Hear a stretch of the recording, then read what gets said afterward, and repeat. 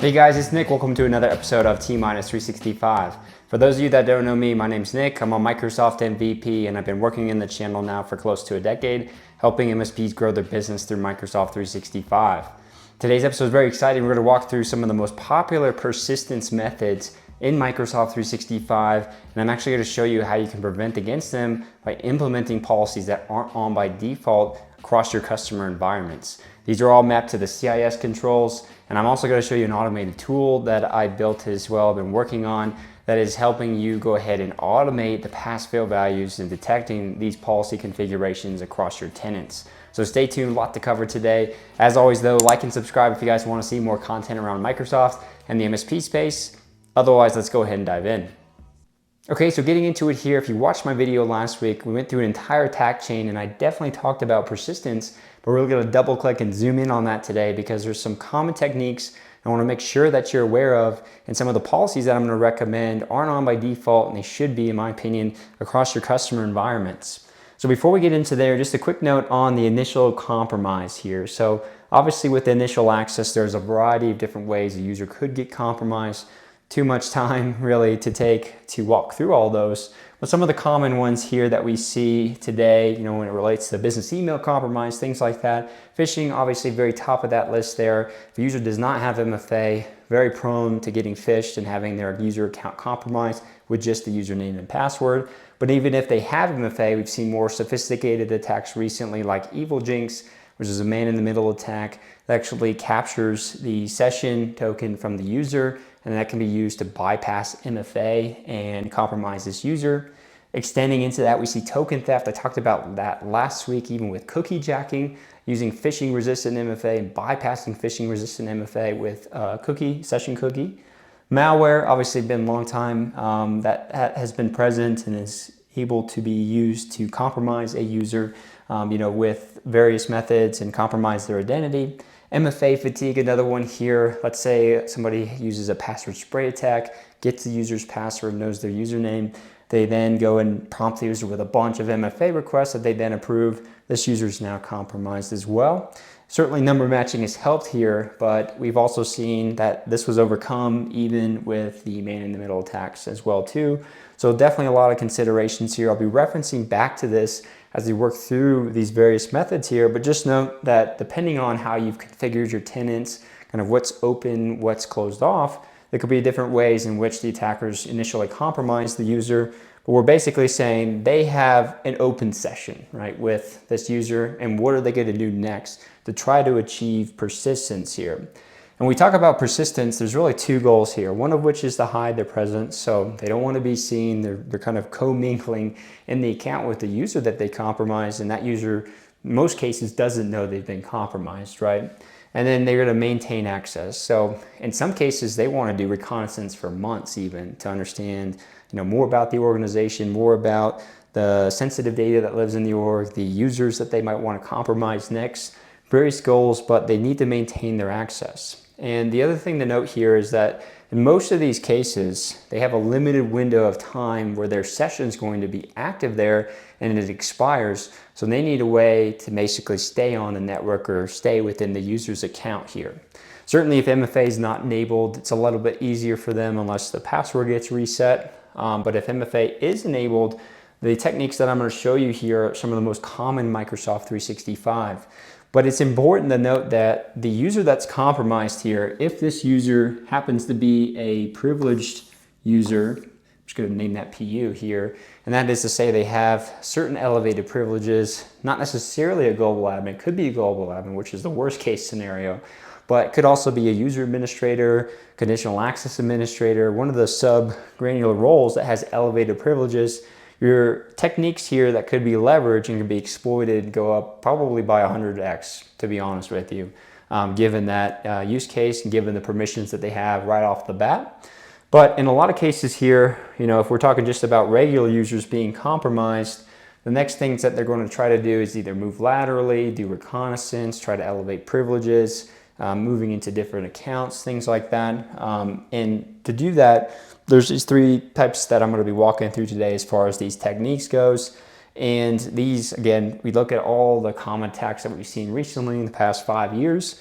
These are very prevalent here. and that we're continuing to see today. So when we talk about joining an MFA method, we have certain considerations here because, again, right, the user has a limited session that they're going to incorporate. If we think back to our example of even the MFA bypass, right, or the MFA fatigue method where a user gets initial access because they've done that, that session is only going to be available for a certain amount of time. So usually in most cases they're going to go in, they're going to try to join another device, as in Microsoft Authenticator to their phone, SMS, device can extend into an email that they use in there. Typically though, what we see most often and most frequently is going to be this consideration of joining a device, and more specifically they're using Microsoft Authenticator OTP. And the reason why they do this is that it's a little bit less detectable in the logging information that's collected whenever you register a new device, and that gets logged in the sign-in logs as a user action. Between your investigations as well as the automated investigations going on with Microsoft, it's a little bit more hidden than a device name and record that might look suspicious to you, and more eye-catching if you're reviewing those logs. We'll get into that and I'll show you more of a demo of that as we enter the portal here. But this is a common method that they're going to do here, and they're going to join a device or join an MFA method so that the next time they get prompted to sign in, they can fulfill that request on their own. The other consideration here is just joining a device in general. So they want to maintain a certain level of presence, and they want to be seen as trusted. So they're going to try to join a device to the network here, and that device might sign up or come in as Entra registered, might come through as Entra joined, and it might come even through, if it's registered and you're doing auto enrollment with MDM and Intune, it might actually register as a compliant device depending on your settings as well too. So in this way, it's also hiding their presence because it can be seen in the logs again as a trusted corporate device as well.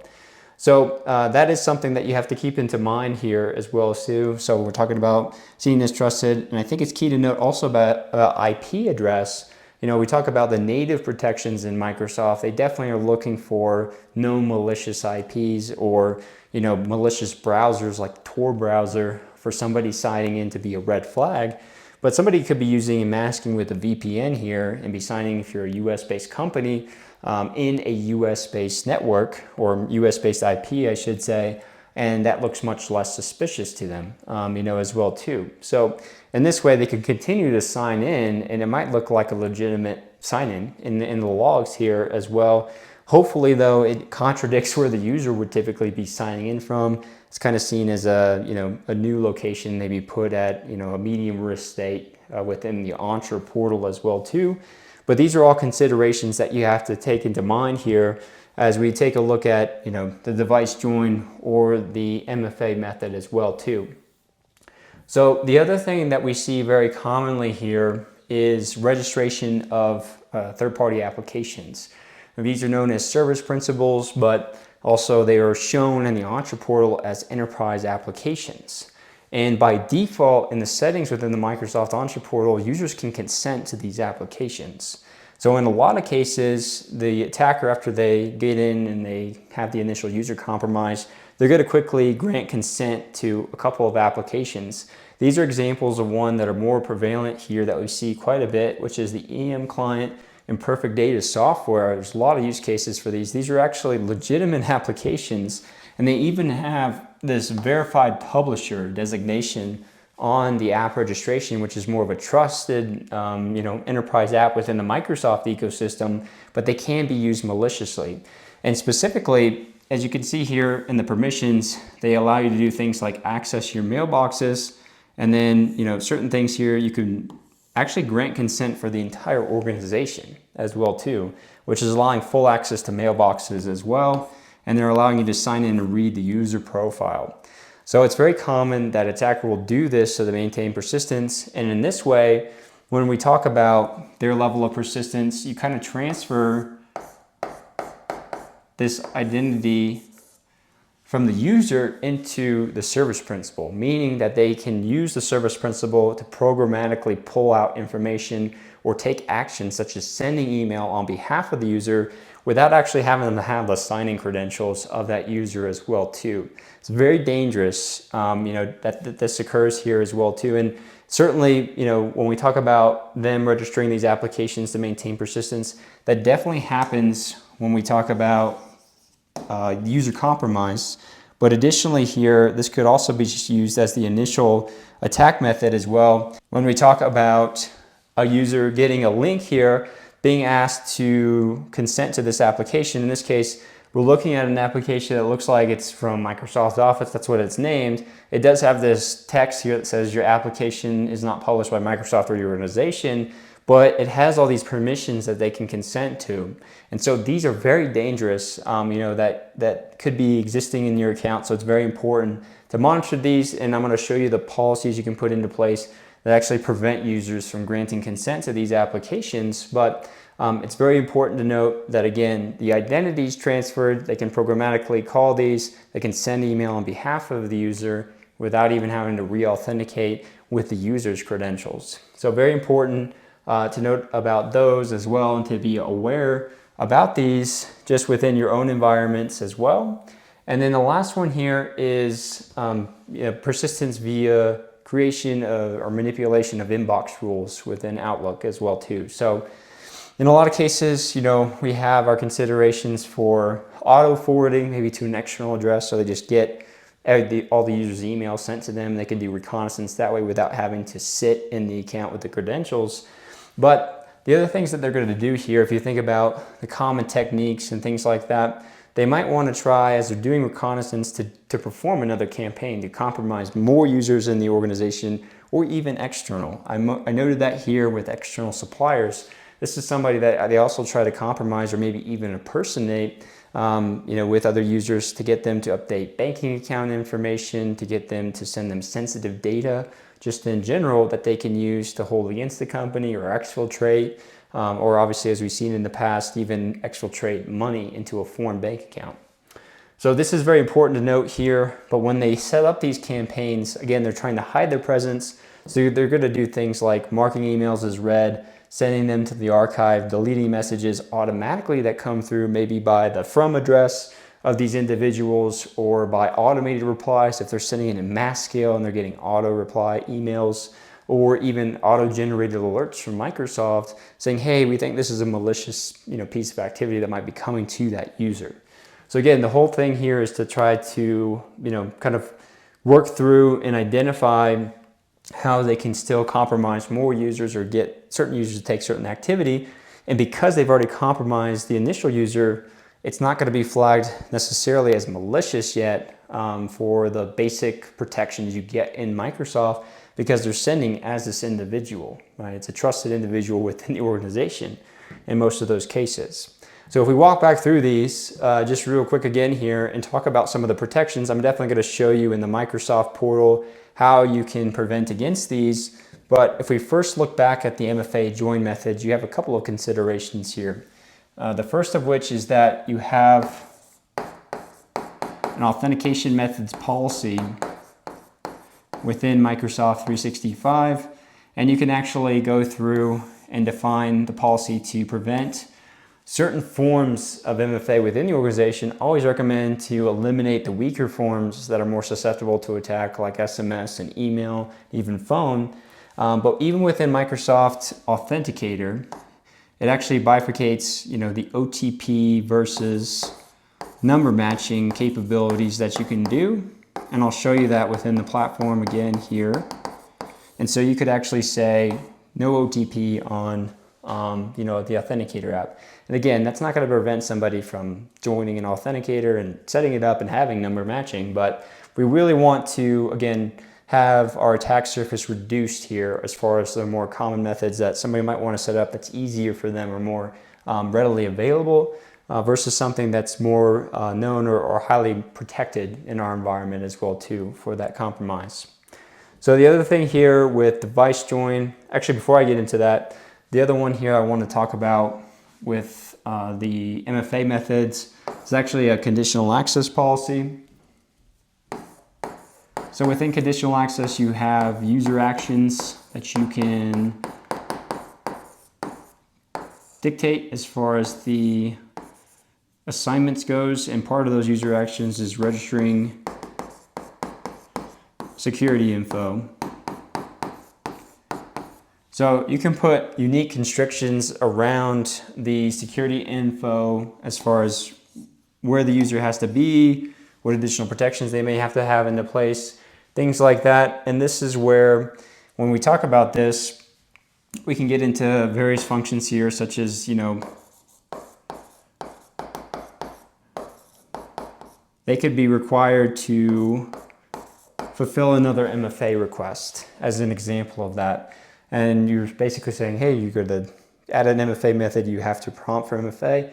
Yes, you're essentially saying, give me another push, with that. And if somebody's stolen the session token, they're not going to be able to fulfill that request to add another MFA method on the account. The only thing you have to keep in mind if you do perform this is that the net new user to the organization that's never set up MFA is going to prompt them to say, hey, you need to join, and use an MFA method. But this is where you can hand out or issue temporary access pass to fulfill that MFA request for those net new users, and then go into them setting up their first method of MFA outside of that. And this could be temporary, one time. If you've never seen temporary access passes, they're pretty simplistic, easy to use. The next thing that you might want to consider here that you could use to enforce this is a trusted location. So you can set up trusted locations based off of IP or even lockdown by country. That's even, if we talk about a baseline, you might want to do that, which is to say that if a user is going to register another MFA method, they have to be coming from my network or a specific IP or the VPN, or at least in the US, right? If you're a US-based company, you don't want somebody registering another MFA method from Pakistan as an example of that, or Russia as an example as well too. So this is another area where you could do this as well. And then the third one here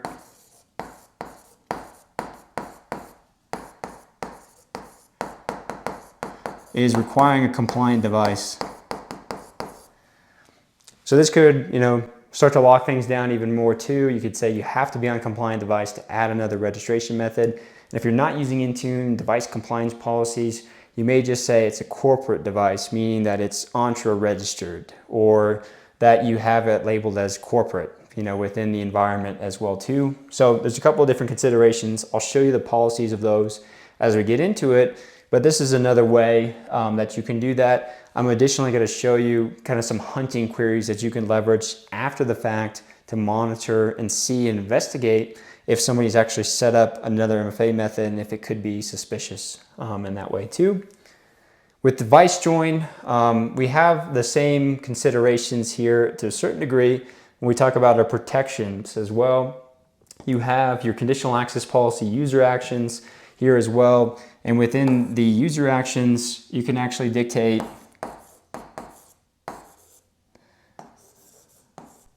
register or join a device. So within here, again, if a user is registering or joining a device to Active Directory or Entra ID, we can additionally go ahead and say you need to fulfill these requests. And that might be, again, the MFA push. That might be coming from a trusted location as well. But you do have to, it does make you and force you to say require MFA at least at a minimum, but you could also add the trusted location in there as well too, so that you kind of lock these down. The other thing that you could do in this particular scenario here, as far as additional protections, is that you could really say that this has to be a corporate-owned device.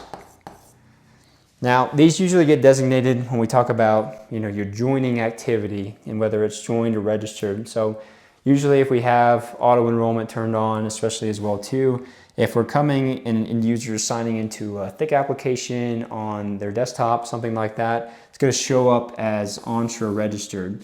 And so by saying you can only have corporate owned, when we say actually Entra registered, usually shows up as a personal device within the environment versus a corporate owned. Usually Entra joined actually shows up as corporate owned as well too. But we have corporate owned devices, that we can label, and we can set that actually within our conditional access policy. I'll show that again here too, where you can say if it's a personal device, block access on that. You also have considerations here within Microsoft Intune. And with Intune, you could block personal devices.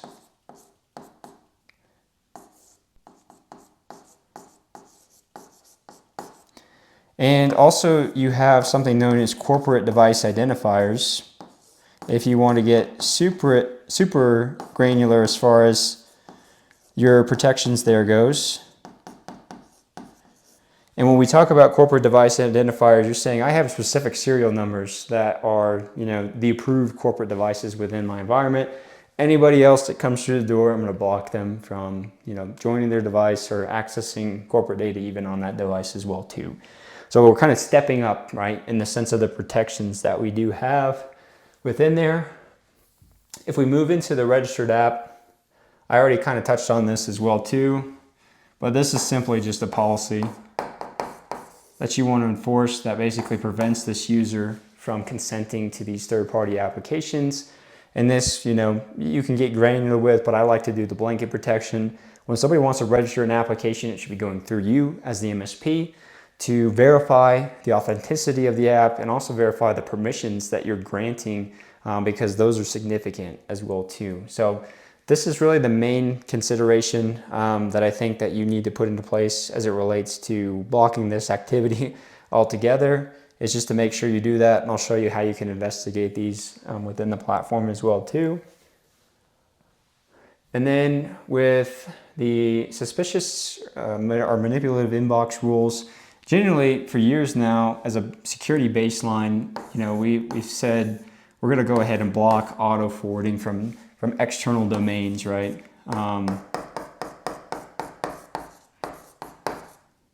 So I'll show you a couple ways that you can configure that policy if you don't already have it into place.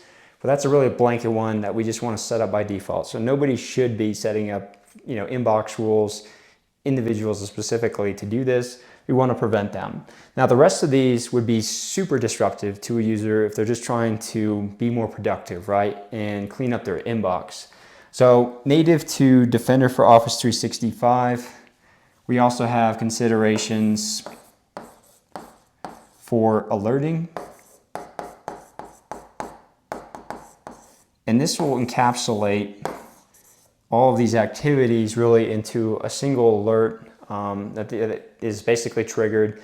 And it's not going to do anything or take any action unless you further configure that. But one of the things that I don't see a lot of people doing that's recommended is to push these to your PSA tool. So you really should set this up in every Microsoft environment that you onboard for your customers and really triage those alerts into your PSA so you can do further investigation and make sure that this user is not compromised as well too. So those are the two main ones here, right? Block auto forwarding specifically, and then keep a monitor on this. This will flow into the Defender portal for correlation of incidents and things like that as well too, where you can maybe see if there's weird emails going out from the user, or investigate, did they join another MFA method? Kind of come full circle in that way too. So with that, let me go ahead now and pivot into the various admin centers where you can see more of these settings and how to configure them as well. Okay, so we're going to start here in the Entra Admin Center. I'm going to go under Protection to Conditional Access Policies. You're going to be able to do a lot here, but I'm simply going to show you some of the policy settings that you can configure for some of the things that I talked about. I'm not going to walk you through the entire policy creation because it's beyond the scope of this video, but effectively here, like I mentioned, under Target Resources, you have User Actions here from the drop-down, and you have Register Security Information, which both encompasses MFA registration and self-service password reset information, and then you have Register or Join Devices. You'll notice that you can't click these simultaneously. You can select one or the other, but I think that's best practice to have these separated into two different policies here. And then as far as your other conditions goes, like I mentioned, you have the ability to go ahead and request or require MFA for somebody to take that action. Definitely recommend it. It's really the only option you get for grant controls under the join or register device as well too under these actions. But the other thing that you can configure, like I mentioned, is a trusted network location. So you could say you have to be on this IP address, you have to be on your VPN, you have to be in the office to go ahead and register a device or register a new MFA method. And that's great if you have those capabilities already. Many of us out there might be working remote work, hybrid environment, don't have that set up, so maybe not something that you can do, but you could even include trusted locations that map to countries, like I mentioned. So if anything, you could at least say you have to be in the US to do this, and that might also help prevent, outside issues if somebody's coming from, again, Pakistan, Russia, whatever country, right, outside the US. That might be the user that was compromised, and that additional user attacker trying to add that additional MFA method or device. Those are some of the things that you can do there. And then under conditions here, this is where you have some of your filters for devices. So you may have some properties here. If you click on configure, you'll be able to choose these dynamic settings. But one of the common ones that you might want to put in here is device ownership. And you could say that this goes ahead and it equals, and then you say personal, and then under the grant controls, you say block, right? And so whenever a device gets registered as an Entra registered, a lot of times it comes in as a personal device. That's pre-configured through other settings in Intune, things like that. But you might also have considerations there where users are going ahead and accessing thick clients on their personal devices. And if you have auto enrollment turned on in these settings, it's going to auto try to enroll that device also into Intune. This is one way you could prevent that. The other settings that you have in here that not a lot of people know about is under the trust type. You have Entra joined, you have Entra hybrid registered, and you have Entra registered. So you can use a combination of these settings here when we talk about your grant controls and things like that, given that you have grant access, but you have device marked as compliant. You also have require Microsoft Entra hybrid join device as well here too. Gives you some more flexibility than just that one option. But these were the settings that I talked about. Again, remember in the MFA section, right? We could require a compliant device to go ahead and register another MFA method. Could be another way that you do this as well too, given that the actor hasn't actually joined a device first, right? If you think about that workflow. So those are just some of the conditional access policy settings that I want to showcase for you guys. Under the authentication methods, you have your authentication methods policies that I talked about. You'll see in my environment here, I have SMS disabled, email OTP, voice call disabled as well too. And then under Microsoft Authenticator, you can get even more granular with the configuration section to disallow the use of Microsoft Authenticator OTP. I mentioned before that that's where you can get a little bit more obfuscated records in the audit logs, given that there's no device IDs, things like that, that come across when somebody registered this as part of the user actions. So that is something that I recommend doing as well. Keep this set to Microsoft managed, or look at enabling number matching if you haven't done that already, specifically for things like MFA fatigue. For these ones, if you're looking to hunt though and do some investigation, you do have this user registration details under here as well, which you can see all the registrations, what MFA method was registered, and a timestamp against that you can use to help your investigations. In my blog post that I'm supplementing with this in the below on this video, you will have a link here to, if you do already use KQL, if you don't use KQL, this is a great article, I think, that actually goes through some of the unique considerations with the logging going on with MFA registration, and they actually give you some predefined KQL queries that you can use to hunt, whether you're using Entra tied to Azure Log Analytics. If you don't know what that is, definitely I'll link that too. Something I would recommend setting up to get logs very cheaply for more than 30-day default in Microsoft, but you can also do threat hunting within the Defender portal as well. It's a good way to investigate, see if there's any rogue MFA methods coming from users as part of a holistic investigation. Back in the Entra portal, you do have risky activities here. I just want to call this out. I didn't really touch on it before, but effectively here, you do need a P2 license to see things like risky users, but you actually can see risk detections based off of you just having a P1 license. You can actually hit this with an API. Not a lot of people know about this as well too, but this could be something that you actually monitor as well to take a look at any risk detections based off of weird IPs, unfamiliar locations, things like that, as part of a holistic investigation. That's not something that you're doing necessarily always post threat, user compromise, things like that, but could be part of an ongoing report that you try to look at across your customers. And then within here as well, when we talk about some of the further protections when it relates to the Entra enterprise application registrations, again, these are commonly known as enterprise apps. Service principals is another common name, but you'll have these in here. If you click on one here that I've registered for like a third-party tool, you can go under the permissions and you can see exactly what has been consented to. So in this case, they just grab some basic permissions here, and you can see both admin consent and user consent. You can review these permissions as well. So it's always important that you monitor what enterprise applications have been registered in your environment, which ones are heavily in use, and what granular permissions that they do have, because they could also get compromised and be used for exploit. But the policy that I recommend that you configure here is under this setting, under user consent setting. Typically this is allowed by default, and again in here you want to go ahead and change this to do not allow user consent. I don't like the setting for allow user consent from apps from verified publishers, because I saw, as you saw in my examples, those were verified publishers that users or attackers generally add to maintain persistence, and they have enough permissions that they can call programmatically the data or programmatically send emails even. And that's why I would always want this to flow through to the MSP to review properly and approve. You can get granular with the admin consent settings, and you can allow users to request them and send it to particular users or groups or roles within the organization. But this doesn't give you granular enough ability to add like your PSA email connector as a use case. So just keep that in mind. It is something that you could do to create maybe a more organic user flow than they're just blocked. But typically if they see that message that says your administrator blocks this, they're going to open a ticket with you, if it's that pressing. So just keep that in mind. You can do some investigation with this as well too, in the sense of the logging, and I'll include that in my blog post as well.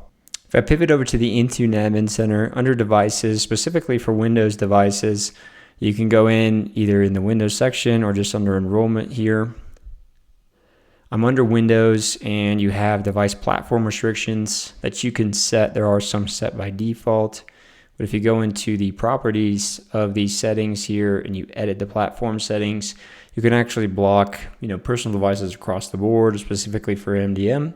It's another way just to prevent that altogether. It's definitely what would be the preferred method. Can't always do that, and I recognize that with all customers, but if you can, especially for our more regulated customers, I think it's a non-negotiable. Like HIPAA and FINRA clients, this is something that you just can't have a kind of a blanket policy to say, oh yeah, we can allow personal devices as well too. It just shouldn't be something that you accept, especially in those environments. And then the other thing that I wanted to showcase in here is the corporate device identifiers. So you could upload a CSV file, or you could enter these manually. It's a little bit more of a manual effort here, where you could add, identifier type of a serial number, and then you would basically be saying that these are really, my trusted devices. There's multiple ways, that you could think about that through autopilot configuration. Again, the corporate identifier is something that's a little bit more tedious from a management perspective to maintain, but just another way that, if you're following the CIS controls, that is something where, we have a maintained asset inventory, and we're not allowing rogue devices to join our network. And even though it's cloud-based, we should still be very locked down when it comes to those devices and monitoring them, throughout time as they're coming in within our environment. In the Security Admin Center here, you have a variety of settings that we can tweak and configure. But with Defender for Office 365, under policies and rules, you can go to your alert policies here. And within here, they're set up by default to go to all the tenant admins in the account. But this is something that you typically, I usually recommend you modify so that these settings can go to your PSA tool. And this is taking forever to load, as it typically does with Microsoft here. But as this loads up, we have, suspicious email patterns here. Email messages removed after delivery is another one. Email message removed from campaign after delivery that you have in here as well too. So there's multiple that you can really configure on an individual basis for these particular settings here. There's one in here which is the creation of a forwarding redirect rule. That is one that I typically recommend as a non-negotiable that you set up to go to your PSA. You can just set these recipients here, and you can dictate, the email recipients that you have within there. So that's one way you can configure this. The other way that you could do this is going under the settings here, and under Defender XDR section, under email notifications, you have incidents, and then you have threat analytics. This is another one that I'd recommend for all incidents, right? And you can say test here, and then you could, set these. And I would recommend setting the organization name, especially given if you're, managing this across customers. And then you can define your sources here for what you're looking at. And that could be, across these variety of sources. This isn't necessarily, what I was mentioning in the sense of the individual alert policies, but I typically recommend this too. I just want to show it to you guys just so you can get blanket policies coming in. Part of some of your blanket CIS controls to centralize your audit logs and alerting policies within here. But that's the Cloud Apps, Defender for Cloud Apps is something that you get kind of partially with Microsoft Business Premium. They also have these rules. It's a bit of a overlap, I think, in detection, but this is another area where you can configure these policies and make sure that they're going to your PSA tool so you can appropriately review that and see if the user's been compromised. And then while we're in here as well, under policies and rules, if we go to threat policies, you can either configure a net new anti-spam policy for outbound, or you can modify the default. Typically, I recommend, modifying the default, but it obviously depends on the client environment. So if you look at the protection settings here, you can modify, what I always recommend to do as well too, the external message limit, internal and daily. Not a lot of people know this, but this is always set to 0. That's a whole different type of something that you should look at by default as far as configuring this to maybe 100 a day or so for these settings. But then automatic forwarding rules, you just make sure this is set to off. This is one way to set this as far as blocking users from doing that as well too. This is another one, again, where you'd want to set this to these daily limits and restrict the user from sending mail. They'll open a ticket with you, right? That you can do these, and then you go ahead and send this to your PSA tool as well. So you just have all those logs kind of folding in to that central location. And again, I mention all this because that's how I typically feel like you can operationalize around it. But again, it depends on your MSP as well too and how you operate. The other location you can set these auto forwarding messages. You'll notice here you also get telemetry, right, on auto forwarding within the account. You can go into the remote domain section though. This is the default policy. You can edit the reply types, and then you can make sure that this is unticked for automatic forwarding as well, just to make sure that that's in a properly configured state. So in my blog post, I do have all of these recommendations for the protections laid out, and I do have the CIS controls that they map to as well, so that you can see all of that in text format. If you're like that, you like the CIS controls, I do have a free self-assessment that you can grab where I also mapped all my recommendations for Microsoft policies. You can grab a copy here. I have a more premium level ebook that has end user notifications, templates, configuration, setup instructions, as well as all of the CIS mappings tied to a multi-tenant. I recognize I misspelled that here. Multi-tenant Power BI template as well that you could download. And then lastly here, I've been working on building this assessment tool that you can run against Microsoft tenants that allows for the automation of the pass-fail values as well too. You can run a free assessment, but let me show you how that works right now. So you can sign up with your Microsoft Credentials SSO, then you just enter a tenant ID and grant consent. And within here, once you grant consent, you'll have kind of a mapping take place. And there's a lot of insights that I wanted to deliver in here for, just kind of the basic configurations as well as, all the settings. But if I just refresh this, it'll start to load back up here and pull in all of the data from this tenant.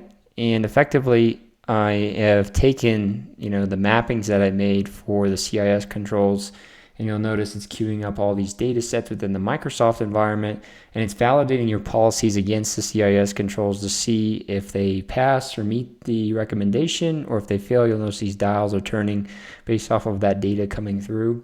So it's overall pretty quick. It takes a couple minutes to run, but then you start to get this telemetry back about the environment, and it'll keep ticking through until you see all of these kind of go away. And then you'll have other, telemetry settings here that will pop up depending on policy configuration, kind of drift detections, things of that nature as well, which does allow you to kind of navigate that. Do have all the frameworks mapped under here, and it'll show you each individual safeguard and if you beat that control and the evidence that makes up that control as well too, if it's applicable. And then in the rest of the report, some of this is still loading up as well, but you'll have various settings here that you can go and look at. Conditional access policies was one we were looking at today, and same thing with the authentication method policy. So you can really use this as a tool to kind of do some of this detection for you for misconfiguration, but as well as just kind of that mapping back to CIS. So definitely check it out. I'll link in the post to get to this website. You can run it against a free tenant and see how you like it. Love to get your feedback as well too. Okay guys, that's everything I have for you in today's video. Definitely comment below with any questions you had about any of the content that I covered. Like I mentioned at the beginning, if you haven't subscribed already, subscribe to the channel, see more content around Microsoft and the MSP space. Otherwise, I'll see you guys next week.